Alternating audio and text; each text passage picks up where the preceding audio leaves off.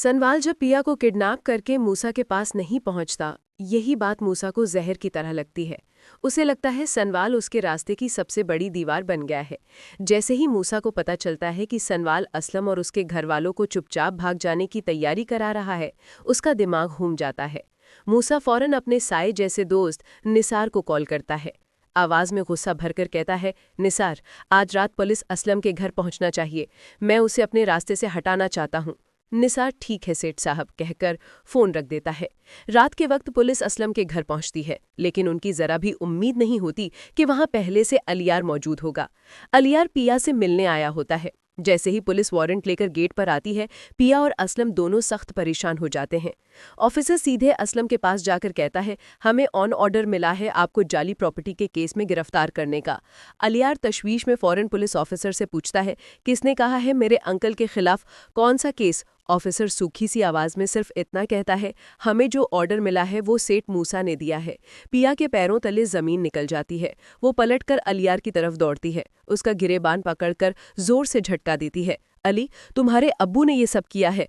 जो आदमी मुझे किडनैप करवाना चाहता था, वही मेरे अब्बू को गिरफ्तार करवा रहा है। तुम लोगों को शर्म नहीं आती? अलियार की आंखों में दर्द भर जाता है। वो बिल्कुल सुस्त होकर सिर्फ इतना कह पाता है, पिया, मुझे सब अभी पता चला है। मैं अपने अब्बू के खिलाफ जाने के लिए तैयार हूँ। तुम बस मुझे एक बार। लेकिन पिया उसका एक लफ्ज तक नहीं सुनती। वो मुंह मोड़कर सनवाल की तरफ चल पड़ती है। सनवाल वहां तक आ चुका होता है और असलम को पुलिस गाड़ी तक ले जाते देखकर गुस्से से कांप रहा होता है। पिया रोती हुई उसके पास जाती है। सनवाल तुरंत अपने वकील दोस्त को कॉल करता है और कहता है, कल सुबह तक असलम अंकल की जमानत का पेपर तैयार होना चाहिए। कुछ भी हो जाए, उन्हें नुकसान नहीं होना चाहिए। अगली सुबह पिया और सनवाल गाड़ी में बैठकर अदालत जा रहे होते हैं। पिया की आंखों से आंसू रुक ही नहीं रहे होते। सनवाल उसका हाथ पकड़कर कहता है, डर मत, अंकल को कुछ नहीं होगा। लेकिन उनकी गाड़ी को पीछे से एक बाइक फॉलो कर रही होती है।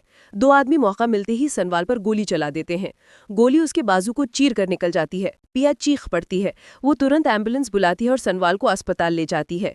अस्पताल के बाहर पिया फुटपाथ पर बैठी दुआएं कर रही होती है। जब डॉक्टर आकर कहता है, गोली हाथ पर लगी थी, जिंदगी खतरे से बाहर है, पिया की सांसें ठीक हो जाती हैं। उधर अलियार अपने घर में तूफान मचा देता है। वो सीधा मूसा के सामने आकर चीखता है, अब्बू, आपने सनवाल को मारने की कोशिश की, आपने असलम अंकल को फंसाया, आप ये सब क्यों कर रहे हैं? मूसा बिना शर्म के कहता है, या मेरी अमानत है, जिसे भी रोकना पड़े मैं रोकूंगा।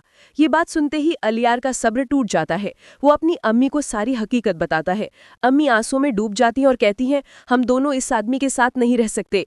अलियार और उसकी अम्मी दोनों घर छोड़कर निकल जाते हैं। अदालत के दिन अलियार खुद कोर्ट में खड़ा होता है। जज के सामने सारी सच्चाई बता देता है। उसके अब्बू की प्रॉपर्टी कब्जा, असलम पर झूठे इल्जाम और सनवाल पर हमला। अलियार जज को सारे सबूत दे देता है। कोर्ट में हंगामा मच जाता है। जज मूसा को सजाए मौत सुना देता है।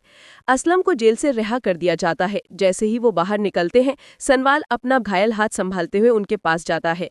असलम उसे गले लगाकर कहता है, अगर आज तुम नहीं होते तो मैं कभी वापस घर नहीं जा पाता। पिया रोते हुए अपने अब्बू से मिलती है। असलम उसका हाथ पकड़कर सनवाल के हाथ में रख देता है और नर्म आवाज में कहता है, मेरी बेटी तुम्हारी जिम्मेदारी है। मैं तुम दोनों की शादी चाहता हूँ। कुछ दिन बाद शादी का दिन आ जाता है। पिया लाल जोड़ा पहने होती है। सनवाल शेरवानी में खूबसूरत लग रहा होता है।